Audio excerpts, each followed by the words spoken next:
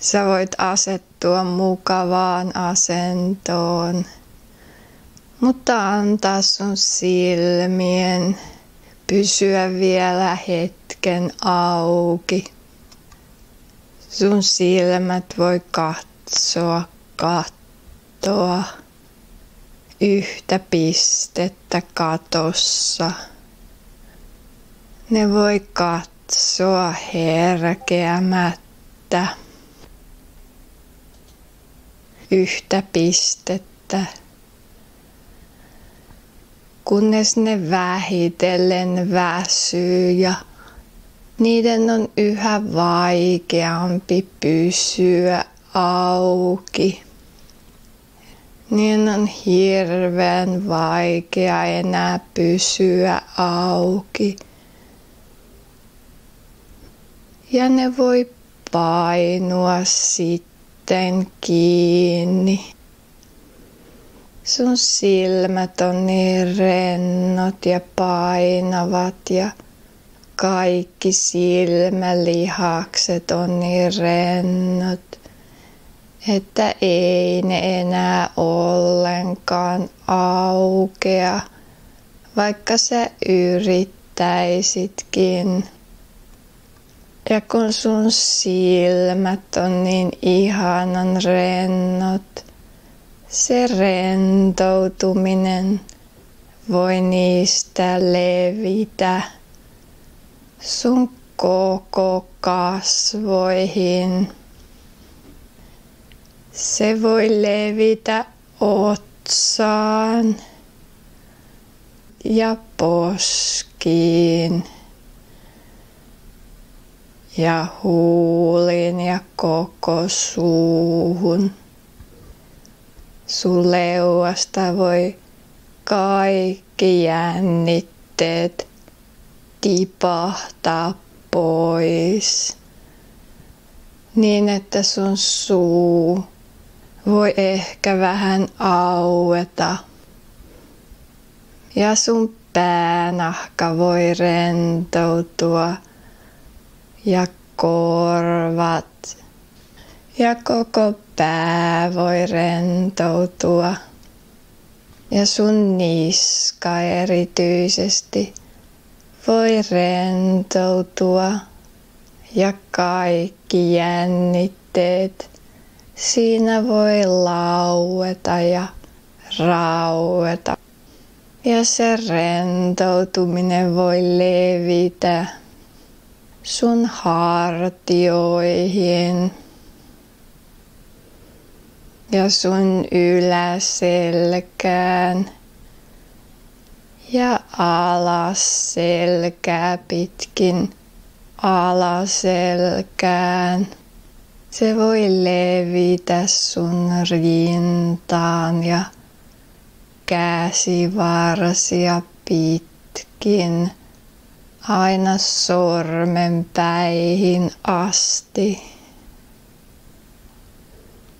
Ja sun rintaan ja mahaan ja peppuun. Se rentoutuminen voi syventyä koko ajan ja tuntua yhä kivemmalta, kun se leviää sun lantioon ja jalkoja pitkin alas.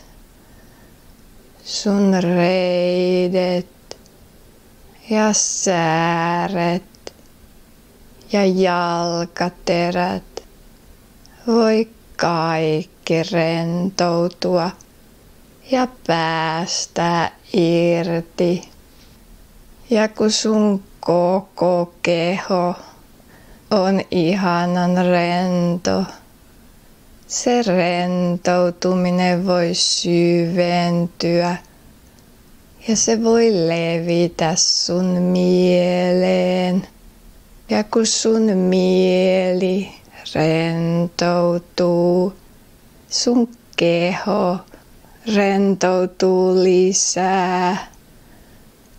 Ja kun sun keho rentoutuu, sun mieli voi entisestään rentoutua lisää. Ja jos sun mielessä meinaa pyöriä mitään ajatuksia,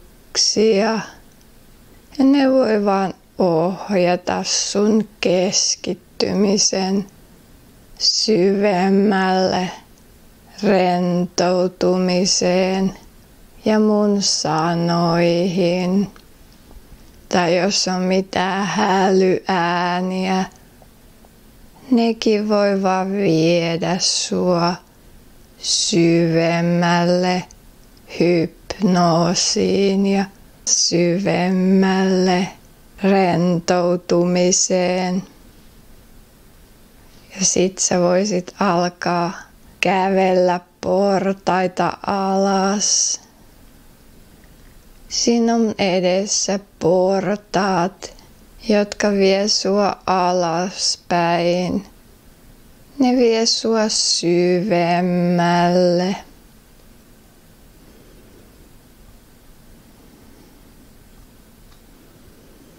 Syvemmälle hypnoosiin ja syvemmälle rentoutumiseen ja hyvään oloon. Se ylin porras on 10. porras ja sä lähdet siitä astumaan alaspäin. 9. porras. Sun jalat kuljettaa sua alaspäin ja syvemmälle. 8. porras. Ja sä voit rentoutua vielä lisää. Ja löytää vielä lisää hyvää oloa sun kehosta ja mielestä. 7. porras. Sä kävelet alaspäin. 5. porras. Sä oot jo portaikon puolivälissä, eli vielä voidaan mennä puolet syvemmälle. 4. porras. 3. porras. Kohta ollaan perillä, mutta vielä on pari porrasta jäljellä ja voi mennä vähän syvemmälle. 2. porras. Ollaan jo melkein perillä, mutta vielä syventyy. 1. porras. Sä oot kulkenut koko rappuset alas asti. Ja siellä alhaalla on ovi. Sä voit avata sen oven. Sen oven takana on iso kirjasto. Jossa on valtavasti kirjahyllyjä lattiasta kattoon asti kirjoja. Se on sellainen kaunis puinen rakennus. Ehkä vähän vanhanaikainen, mutta kuitenkin sellainen modernin avara, jossa on mukava valaistus. Siellä on kanssa sohvia, jotka näyttää ihanan mukavilta ja upottavilta. Siellä on takka, jossa loimottaa tuli oikein kutsuvasti. Sä voit tuntea sen takkatulen lämmön tänne asti. Ja sä huomaat, että siellä on koira, joka näyttää oikein mukavalta ja leikkisältä. Se juoksee sua kohti ja tulee tervehtimään sua. Häntä oikein vipattaa ja heiluu. Se on niin mukava koira. Te tervehditte toisianne. Ja se koira haluaa viedä sut johonkin. Sä lähdet seuraamaan sitä koiraa ja samalla ihastelet niitä kauniita, suuria kirjahyllyjä. Niin paljon kirjoja. Ihan varmasti sun kaikki lempikirjat löytyy sieltä hyllystä. Se koira kuljettaa sua mukanaan lähemmäs sitä takkatulen loimua. Siellä takan lähellä on semmoinen mukava nurkkaus, jossa on ihania sohvia ja pehmeitä vilttejä ja siellä on muutamia isoja viihtyisiä ruukkukasveja, jotka nekin luo tunnelmaa. Siellä on niin ihanan kotoisa ja rentouttava fiilis. Sä istut siihen sohvalle ja käännät ihanan pehmeän viltin sun päälle. Ja sä rentoudut vielä entisestään lisää. Ja se takkatuli lämmittää ihanasti, mutta ei yhtään liikaa. Ja se vähän rätisee kotoisasti. Sä huomaat myös, että sohvan vieressä pöydällä on vaahtokarkkeja. Niitä voi paahtaa siinä takassa. Siinä on myös kaakaomuki odottamassa sua. Höyryävä kaakao. Just se, mitä tästä vielä puuttui. Ja sä istut siinä sohvalla rennosti. Pumpulin pehmeän viltin alla. Se koira hyppää sun syliin paijattavaksi. Ja on niin mukava olla, silitellä sitä pientä karvaista otusta ja vajota yhä syvemmälle hyvään oloon ja rentoutumiseen. Sä oot niin mukavasti siellä viltin alla köllöttelemässä koira sylissä, mut sulla ei oo kirjaa, vaikka sä oot kirjastossa. Kun sä mietit tätä, koira höristää korviaan. Se tuntuu huomaavan, mikä sulta puuttuu ja lähtee jolkottamaan tiehensä. Pian se koira palaa ja sillä on kirja suussa.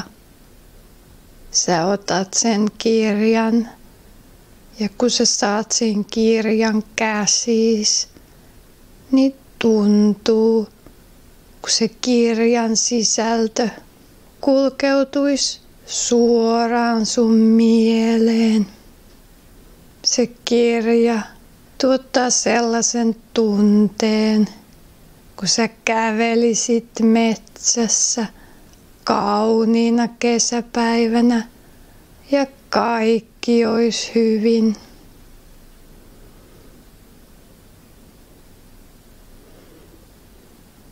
Sellainen ihana metsän tuntu. Ja se koira kiipeää takaisin sun syliin. Ja sä pitelet sitä kirjaa. Ja se vie sut metsään, missä on raikasta ja rauhallista ja kaikki on hyvin.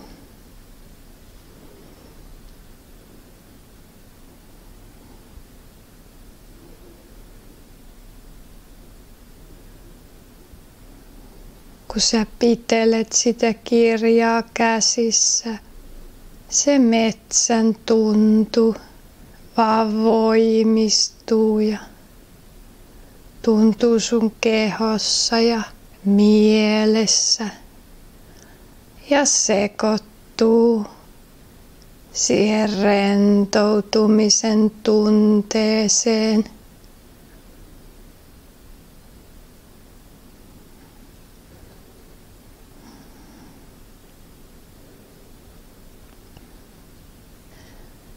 Kun sä oot nauttinut tarpeeksi siitä kirjasta, sä annat sen sille koiralle. Ja se koira vie sen pois. Sä hörppäät sitä kuumaa kaakaota. Ja pian se koira jo palaakin. Sillä on uusi kirja suussa. Ja kun sä otat sen kirjan, siitä tulee heti sellainen innostuksen tunne. Niin kuin lapsi on innostunut. Sä tunnet, miten se kirja on täynnä seikkailuita. Ja se kirjasto sisältää loputtomasti seikkailuita. Ja sun oma elämä voi sekin olla täynnä seikkailua ja innostusta.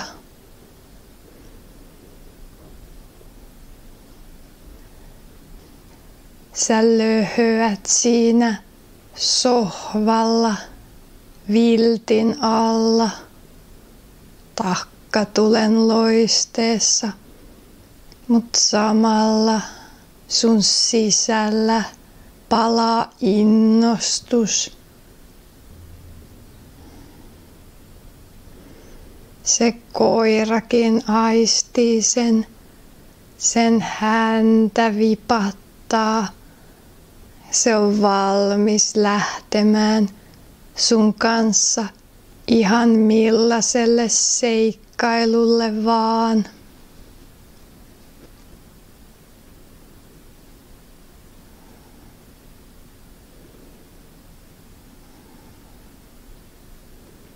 Sun sisällä kuplii innostus ja se vaan kasvaa ja lisääntyy, kun sä pitelet sitä kirjaa käsissä.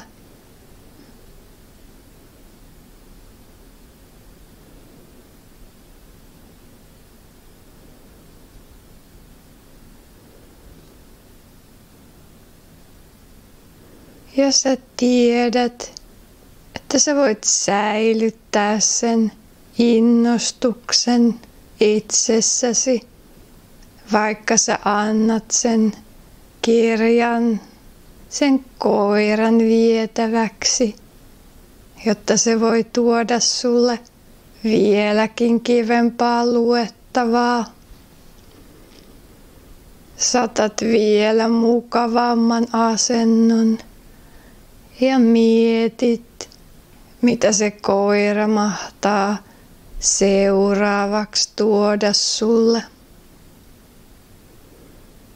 Ja pian se jo palaakin häntä heiluen ja ylpeänä itsestään.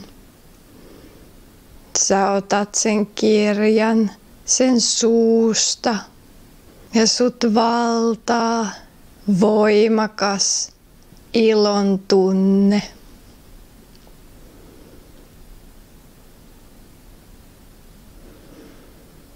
Syvä ja pohjaton ilo ja riemu.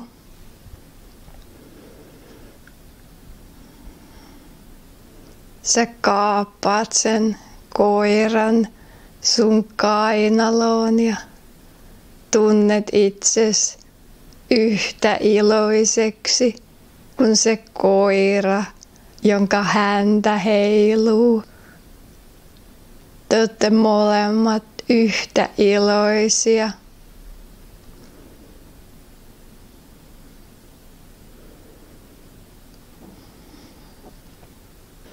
Sä tunnet, miten siitä kirjasta siirtyy koko ajan lisää iloa sun kehoon ja mieleen. Se on oikeasti sun iloa, vaikka se tuleekin siitä kirjasta. Se on sulle kuuluvaa iloa. Sä voit pitää sen aina.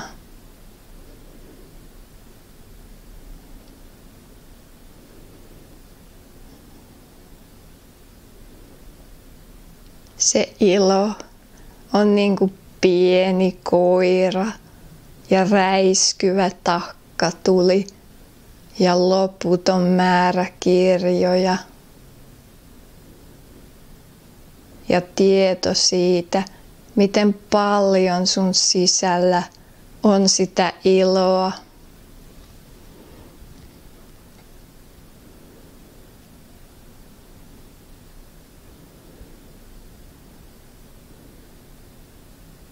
Sä annat sen kirjan koiralle ja jäät odottamaan innolla seuraavaa kirjaa. Juot vähän kaakaota ja asettaudut vielä mukavampaan asentoon. Ja sieltä se koira jo tuleekin. Ja se antaa sulle sen kirjan. Ja heti kun se kirja on sun kädessä, sä tunnet voimakasta nostalgiaa. Susta tuntuu, että sä voit elää kaikki sun hyvät muistot yhtä aikaa. Palata kaikkiin hyviin hetkiin sun elämässä.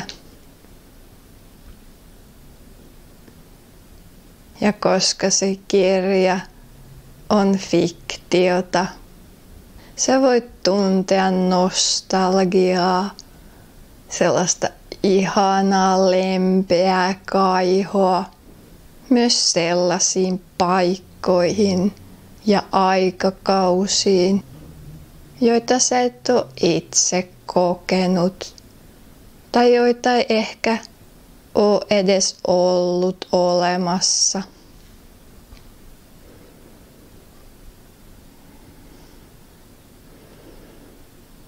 Sä voit tuntea se kirja kädessä ja koira sylissä viltin alla. Kaiken maailman nostalgian. Kaikki maailman mukavat sohvat. kaikki maailman kirjastot.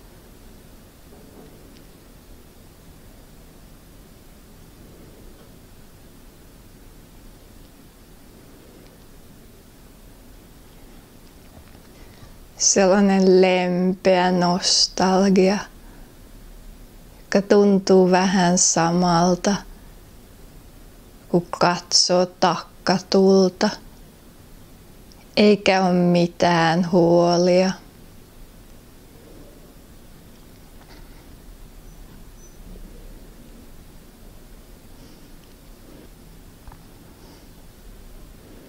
Se koira on nukahtanut sun syliin. Se koira on nukahtanut sun syliin. Sekin taitaa nähdä nostalgisia unia siitä, kun se oli vielä pentu.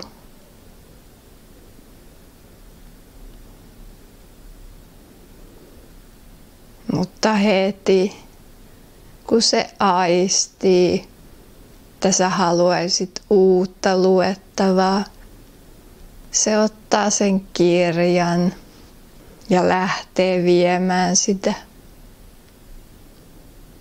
Ja sä tiedät, että myös se nostalgia voi pysyä sulla aina, jos sä haluat. Kyky palata mukaviin muistoihin ja tunnelmiin. Ja se koira palaa tietysti kirja suussa. Kun sä otat sen kirjan, sun mielen täyttää syvä rauha.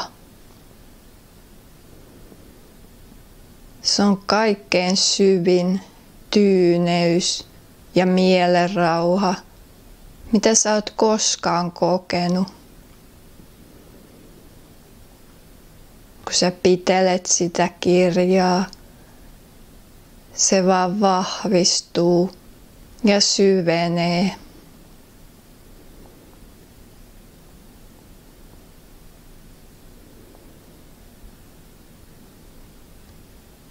Koirakin sun sylissä katsoo sua ihan ihmeissään, kun susta hohkaa sellainen uskomaton tyyneys.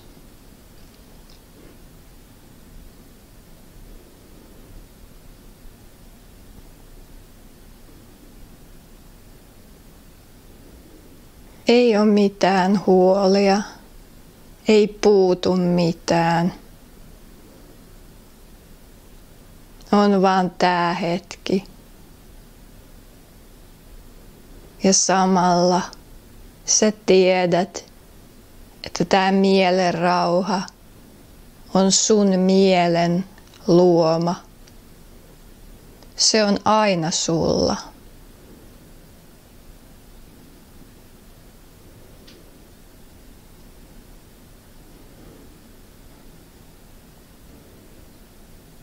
Tässä kirjastossa on tuhansia kirjoja, niin kuin sun sisällä on tuhansia tarinoita ja sua odottaa vielä tuhansia uusia seikkailuita. Se mielenrauha vaan syvenee ja vahvistuu.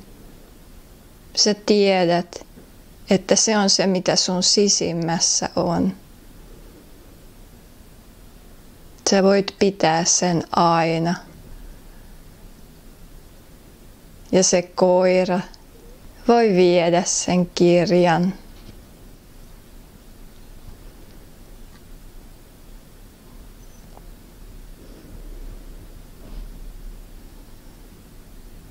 Sä juot sen kaakaon loppuun. Se koira tulee takaisin, nyt ilman kirjaa. Sä hallittelet ja paijailet sitä. Kerrot sille, että se on tosi hyvä kirjastonhoitaja. Ja sit kun siltä tuntuu, sä voit alkaa tulla hypnoosista takaisin. Mutta sä voit pitää nämä kaikki tarinat ja tunnetilat sun sisällä. Sun oma sisäinen kirjastonhoitaja voi aina kaivaa ne esiin. Sä voit tulla takaisin hypnoosista niin, että sä alat leijailla ylöspäin ja tuut vähitellen takaisin omaa tahtia. Ja kun sä palaat virkeänä ja hyvän tuulisena ja muistat kaiken, mitä tapahtui.